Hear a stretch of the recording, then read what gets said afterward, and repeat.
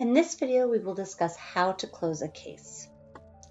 The objectives of this session are to cover when to close a case, how to close a case, and how to reopen a case. When to close a case. It is important to make sure that we close cases when we have finished working on them.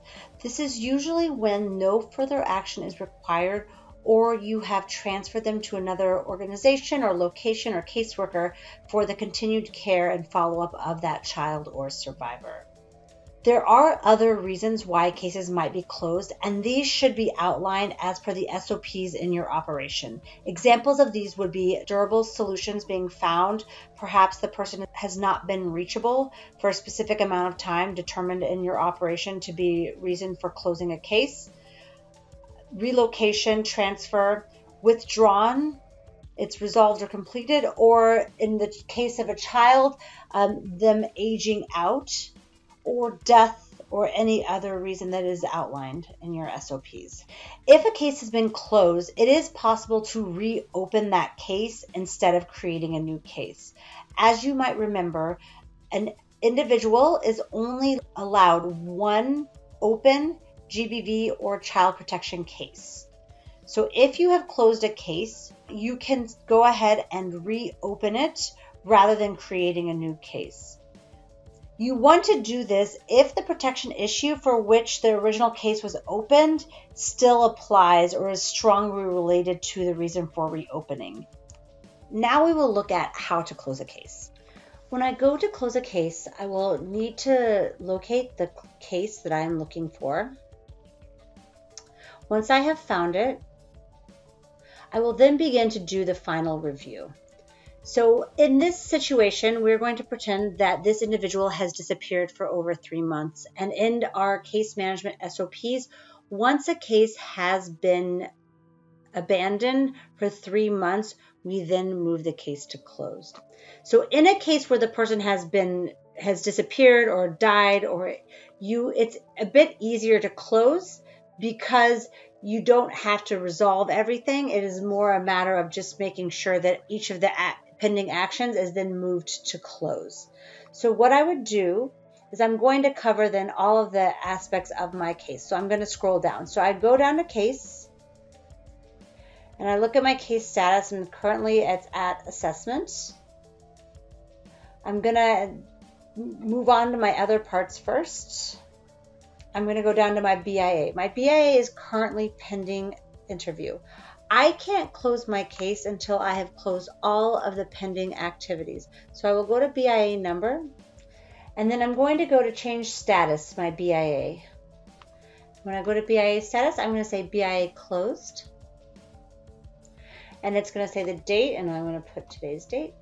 And then I'm going to say client has disappeared for more than 3 months.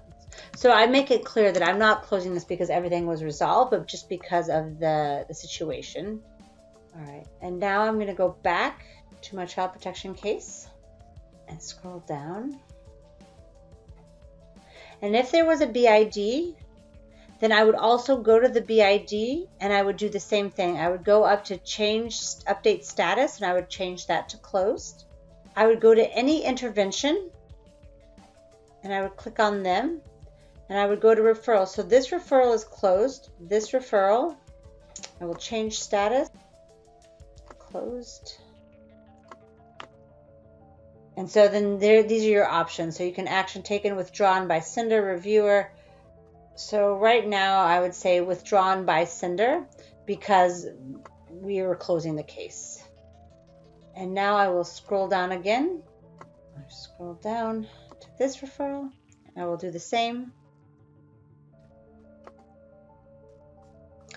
And now you'll see all of my referrals have been closed. I will scroll down. I have all my other case files, so the individual referrals, incidents, LP assessments.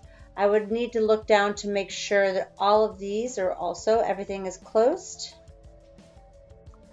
And once I've reviewed everything and I see that it is all closed, I will then scroll back to the top and I will change process status. I will click on the ribbon to process status and I will click it to close. Click reasons, not reachable. And now when I click on this case, you see that the case status is closed. In some operations, it is necessary prior to closing, once you have done the first review, that you need to communicate with your supervisor to get their permission prior to closing. So if that is the case, then once you had done that review, you would then communicate with your supervisor and ask for them to review, and they would then do the review, and then they would get back to you and say that if you can go ahead and close. Whether or not this is the case in your operation should be determined at the field level and can then be reflected in your SOPs. Now that this is closed, I am done. If I wanted to reopen this case, so perhaps the person comes back next month and would like to continue with services, I can go ahead and reopen that. And what it would be is go to change process status, and then I can activate it again. And then if I was to search for this case now, I would find that it's back to active, and I can go ahead and change and create what I need. I would then want to write in reason for reopening,